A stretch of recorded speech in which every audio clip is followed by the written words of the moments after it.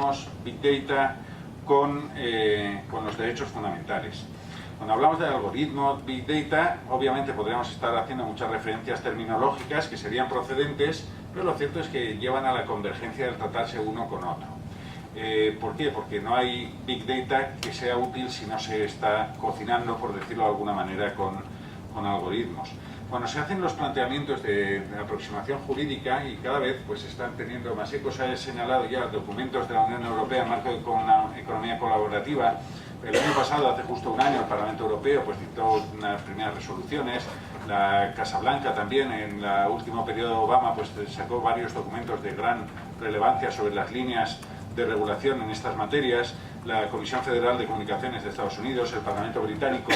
Ahí se nota pues que igual que en España, pues de una manera más tardía, pues estamos empezando una fase prenormativa para que haya estudios o algunas líneas de investigación, pues ya pues desde hace algunos años se viene apreciando en otros países y en otros grandes referentes como Estados Unidos o la Unión Europea, pero de una manera muy inmadura, obviamente. Podríamos hacer un encabezamiento de todas estas cuestiones pues señalando pues el gran temor que hay detrás, pero el gran temor tanto desde el punto de vista económico, social, los grandes retos que supone el uso de algoritmos en el ámbito laboral, más allá podríamos citar muchísimas de estas cuestiones. Los que han empezado a trabajar, como fue Schonberger y Cookie, pues ya hablaban de la dictadura de los datos. La algocracia se habla por otros, Harari, el Homo Deus, pues es una obra bastante conocida que probablemente ya manejáis, pues sitúa pues los grandes peligros, como también el coreano-alemán Jung Chul, cuando habla de la psicopolítica o su concepto de enjambre, la hiperinformación, la idea de autoexplotación que sobre todo ha desarrollado este autor coreano-alemán, de la última forma del capitalismo es la autoexplotación del individuo sobre sí mismo, cediendo y dando todos los datos y además con una cierta sonrisa plácida de darlos a las redes sociales, cuando lo que está dando es, pues, obviamente pues son los datos con los que se está explotando y generando pues este Big Data para poder ser cocinado por las grandes empresas y plataformas. Se está diciendo también que estamos cruzando el Robocon, cuando, sobre todo haciendo referencia a los algoritmos, a los sistemas de autoaprendizaje. La gran pregunta, pues entre otros la ha planteado Raskov cuando nos dice que hemos llegado a un umbral en el que corresponde con este cruce del Robocon, señala parodiando el antiguo Rubicon, pues llega un momento de la historia en el que tenemos que decidir si queremos dirigir la tecnología o programar, o que nos programe la tecnología o que nos dirija la propia tecnología.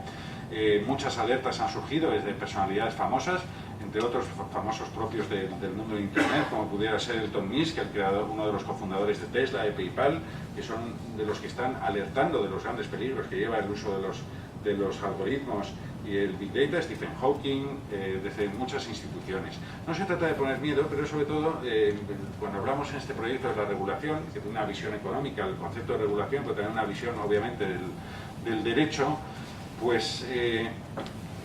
una de las formas de responder a esta pregunta de Raskov de si queremos dirigir la tecnología, programar o que nos programen, es que la herramienta para intentar hacerlo es la toma de decisiones, que obviamente son políticas, pero que se articulan por lo general y finalmente a través del derecho. Y entonces, claro, ahí desde la perspectiva quizá más constitucional, pues las preguntas son las que ya nos venimos planteando todos los que trabajamos nuevas tecnologías desde hace muchos años, pero ahora se están subrayando la necesidad de contestar. Pues, ¿quién tiene que regular? Se está hablando ya en el ámbito de la robótica de crear una autoridad mundial, de una autoridad europea. Se está haciendo símiles con las autoridades que gestionan el tráfico aeroportuario, con la robótica. Se vislumbran pues, en algunos documentos de la Unión Europea, etcétera, pues, que la posibilidad de crear una futura autoridad para estas materias, que probablemente llegaría tarde. ¿Quién tiene que regular? También desde el punto de vista más vinculado a los intereses económicos que hay detrás, pues ya lo hemos reflexionado antes. No hay que desdeñar lo local, pero obviamente las respuestas como mínimo han de venir del plano nacional, sobre todo del supranacional. Y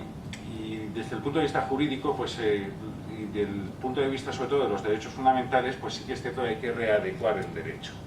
Y el derecho, pues obviamente no lo podemos reinventar, aunque hablemos de nuevos cambios de paradigma, etcétera, pero el derecho pues no se inventa ni cambia totalmente sus paradigmas, pero sí que una serie de readecuaciones son necesarias. no nos vale, como ha sucedido en otros ámbitos, el viejo derecho, intentar proyectarlo sobre el nuevo, una especie de principio de equivalencia funcional que ha permitido que el derecho se vaya adecuando tarde y mal a muchos de los nuevos fenómenos. Yo creo que es necesario regular, incluso aunque suene bastante mal, creo que a veces es necesario regular aunque sea mal, porque en estas cuestiones de nuevas tecnologías, pero sobre todo en el nuevo reto que plantea sobre todo el Big Data y la robótica y la economía colaborativa, regular tarde ya es mal. ¿Por qué? Porque se generan ya unos espacios casi indemnes a la acción política, y conforme pasa el tiempo sin regular, pues se va generando este monstruo que ya hace que sea bastante difícil reaccionar. Desde el punto de vista ya de los derechos, pues sí que es necesario un nuevo enfoque dogmático. Yo, como ya en alguna publicación y algunas que están pendientes de publicar ya he señalado, creo que hemos de volver al principio de dignidad de la persona, como ya el Supervisor Europeo de Protección de Datos, entre otros, pues también algunos documentos ha señalado bien. ¿Por qué? Porque se está hablando de nuevos derechos. Por supuesto hay viejos derechos que se van a seguir manteniendo, pero a veces hemos de ir más hacia lo alto, y ante algunas necesidades que los derechos convencionales fundamentales no cubren, es necesario pues acudir, tirar por lo alto. ¿A dónde? A los principios del libre desarrollo de la personalidad, la dignidad humana, para de ahí derivar cuanto menos algunos indicadores, unas pautas, unas directrices del derecho, un nuevo enfoque dogmático. Y en este sentido subrayaría también la dimensión objetiva de los derechos fundamentales, una categoría en modo alguno nueva, pero sí que puede permitir, de la mano de la dignidad de la persona, generar una serie de obligaciones o directrices jurídicas a través de la dimensión objetiva, y además que tengan repercusiones institucionales. Algo sucedió al inicio de la protección de datos, en cierto modo. Nuevas dimensiones de este derecho, y generó además la necesidad no solo de, más allá del propio contenido estrictamente subjetivo del derecho, sí que unas obligaciones de naturaleza constitucional y al mismo tiempo instituciones encargadas de hacerse cargo de las mismas. Recuerdo las agencias de protección de datos y otro tipo de autoridades que están haciendo cada vez más. En este sentido, luego volveré, aunque de privacidad me limitaré en este caso, dado que va a abordarla Ricard Martínez. Desde el punto de vista de los derechos, uno de los derechos que más me interesa y que estoy trabajando es el derecho a la igualdad. El uso de la robótica, los algoritmos, los sistemas de autoaprendizaje inteligente con el Big Data puede generar no solo nuevas clases sociales, son muy pocos ya los que son capacitados, se cifran unas 10.000 personas en todo el mundo que están realmente capacitados para manejarse y entender este mundo, pero ya no más allá de estas nuevas clases sociales que genera el Big Data, los parias de esta nueva sociedad son los que ni siquiera generan Big Data. ¿Por qué? Porque hay gente que está, por no menos de un 30% de la sociedad, básicamente ni está generando Big Data, y en cambio se van a ir tomando decisiones empresariales y del sector público basadas en datos que ellos no generan. Pero más allá, lo que más me interesa sobre todo es que los sesgos que ya ha alertado el Parlamento Europeo, ha alertado documentos de la Casa Blanca y otros tantos documentos, los sesgos que se producen y que se están demostrando por los algoritmos. Se generan sesgos y no siempre intencionados, porque uno siempre puede pensar que hay una mano negra, unos hackers rusos que quieren predeterminar una serie de decisiones, que también, no solo sesgos también interesados que pueden venir tanto del sector público como del privado, sino que con la más buena intención, los datos de los que se alimentan los algoritmos para proponer decisiones, pues normalmente vienen de la realidad. Vienen de una realidad, de una campana de Gauss gigante en tiempo real, pero que es una realidad pues ya discriminatoria. En muchos sectores, por ejemplo el uso policial del Big Data, en el que he investigado muchísimo en Estados Unidos, pues obviamente pues si tomamos datos judiciales y policiales de quiénes son los más detenidos, pues normalmente el sesgo de raza, por poner un ejemplo de los más clásicos, está ahí presente. Y si los algoritmos tienen que aprender de ahí, pues van a seguir, como advierte Barocas, pues una espiral de los sesgos,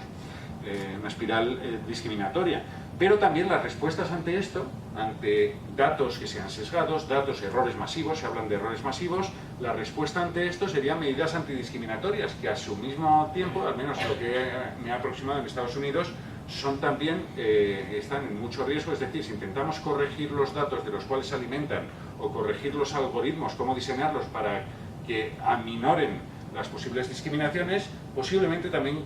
creemos discriminación. Son medidas antidiscriminatorias que además hay que abordar jurídicamente con nuevas pautas que no son las habituales. Bien, también desde el punto de vista de la igualdad, como señalaré al final de mi intervención, pues la transparencia es la base. Uno de los que señalaré para este proyecto, en septiembre haremos un congreso sobre transparencia, será el quinto, pero mi idea es que este año sea basado sobre todo en lo que llamaremos transparencia algorítmica.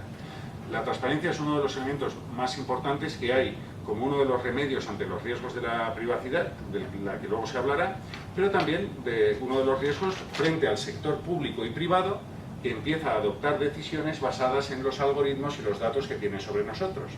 Y entonces ya estamos hablando de una transparencia no en el sentido como el habitual de protección de datos, de conocer pues, qué datos tienen sobre nosotros, sino que lo que más nos interesa es no solo qué datos tienen sobre nosotros, sino cómo los están cocinando. Y claro, ahí los límites jurídicos pues, son también importantes, tanto para el sector público como el privado, porque normalmente ese algoritmo va a ser la receta de la Coca-Cola y pedir transparencia en este ámbito pues, es especialmente sensible. Otra de las líneas que simplemente señalo que estoy abordando es el tratamiento de los Big Data y algoritmos desde el punto de vista de las libertades informativas. Ahora aquí pues, está más de moda el tema de Cataluña, pero ya desde hace mucho tiempo, desde los años 2000, Sunstein hablaba de la personalización masiva de la información, que esto cada vez lo estamos viendo más. Ahora se le llama de otra manera el efecto burbuja. Los algoritmos nos presentan una realidad, una información a través de las redes sociales, de Google, etcétera, que es una realidad cada vez más personalizada, que lleva también a muchos sesgos y llega a problemas como pueda ser hoy la famosa posverdad. Aquí jurídicamente las preguntas son muchas, pero habrá que redefinir este tema mucho más para el ámbito de la economía colaborativa de las plataformas. Este es un tema que a mí personalmente como constitucionalista me interesa. En el Centro de Estudios Constitucionales vamos a hacer un seminario sobre estas cuestiones, pero más vinculado al proyecto sí que creo que va a ser interesante ver cómo las plataformas de economía colaborativa personalizan la información, y el tema que ya ha salido de la reputación algorítmica, en la reputación online, puede ser muy importante abordarlo también desde esta clave. Hasta qué punto la empresa tiene libertad de expresión e información para manejar a su antojo o casi a su antojo la información, y hasta qué punto va a tener que ser transparente de cómo ha decidido cocinar la información que presenta en sus plataformas. Señalaba sobre la plataforma algorítmica. Ya en los trabajos, sobre todo desde el punto de vista del sector público, es el que más me ha acercado, sobre todo el estadounidense, es el que más ha subrayado la necesidad de cambiar la contratación pública de sistemas y plataformas utilizados por las administraciones, porque no olvidemos que las administraciones ya están empezando a contratar masivamente a través de algoritmos. Se ha señalado por Julián, pero ya incluso en esta comunidad autónoma tiene un anteproyecto de ley de alertas tempranas de corrupción basadas en sistemas algorítmicos. Muchos países del mundo ya sus sistemas de seguridad social y agencias tributarias funcionan y hacen sus primeros filtros de a quién investigar y cómo investigar a través de sistemas algorítmicos. Todo esto suena muy bien y además yo creo que hay que apostar por todo ello. En Estados Unidos ya hay decisiones judiciales predichas por los algoritmos que luego casi las firman los jueces, por simplificar muchísimo. Pero lo que interesa especialmente, y por eso hablamos de la transparencia algorítmica ya en el sector público, es decir, bueno, todo esto puede estar muy bien. Como se ha señalado, no hay personas suficientes para el control de la administración de todos los sectores. La única receta a cambio es que tanto el ciudadano afectado como en general la sociedad pueda controlar cómo están funcionando estos algoritmos, cómo están funcionando y verificar que realmente no tienen sesgos y a partir de qué datos se están alimentando. En este sentido, insisto, la transparencia algorítmica para el sector público va a ser muy importante. Ya hay incluso una resolución de la Comisión Catalana de Garantías del Acceso a Información en la que ya se le han pedido algoritmos de cómo funcionan en un sector concreto, y los límites pues, no son escasos. Por ir concluyendo, la transparencia algorítmica, pues, insisto, pues tiene no pocos... Aquí el problema es el sistema black box, que se suele denominar, de cómo funcionan los sistemas de autoaprendizaje. Y pongo como ejemplo pues, el sistema, por ejemplo, el Google DeepLink, o el sistema de un juego coreano en el que la máquina de Google ganó al campeón coreano y la propia máquina no pudo explicar cómo había ganado la partida. Hace poco tuvieron que desconectar desconectar un sistema algorítmico de Facebook porque había aprendido un propio lenguaje y ya tenía dificultades para comunicarse con los propios informáticos que lo habían diseñado. Y esto es porque ellos mismos, los propios diseñadores, no pueden explicar, una vez ya el sistema de autoaprendizaje empieza a funcionar, no siempre es fácil explicar qué pautas utiliza. Y claro, si ellos van a acabar, y ahí voy concluyendo, el último artículo que he enviado a publicar es sobre la aplicación algorítmica del derecho, muy vinculado al sector público, que ya he señalado, pero claro, sobre todo lo he hecho de momento, en la fase en la que estoy, es desde el punto de vista de Estados Unidos, que las garantías son las del due process, que en España pues no son exactamente iguales, pero son muy similares en el ámbito administrativo, pero sobre todo si hay una administración que toma decisiones algorítmicas o basadas en datos y decisiones automatizadas algorítmicas, lo que vamos a preguntarle es ¿por qué? Y entonces sí que hay una serie de garantías que se pueden establecer de cómo facilitar esa transparencia del por qué. En este sentido, como ya me estoy extendiendo el tiempo, como digo, y creo en el ámbito de nuestro proyecto, estaría más, yo creo que lo más importante va a ser subrayar un ámbito que excede al sector público también, cuando hablamos de transparencia, y es que y de ello va a hablar algo, me imagino que tiene muchísimas cosas de las que hablar Ricard. Hay un derecho que ya existe desde el año 92, pero que ahora pues, se ha profundizado más, y de hecho hay un dictamen del grupo del artículo 29 a punto de concluirse finalmente, que es sobre el derecho a conocer, el derecho relativo a las decisiones automatizadas sobre nosotros que tengan una cierta relevancia sobre las personas. Todas las personas, ya desde hace muchos años, tenemos un derecho a no ser sometidos a una decisión automatizada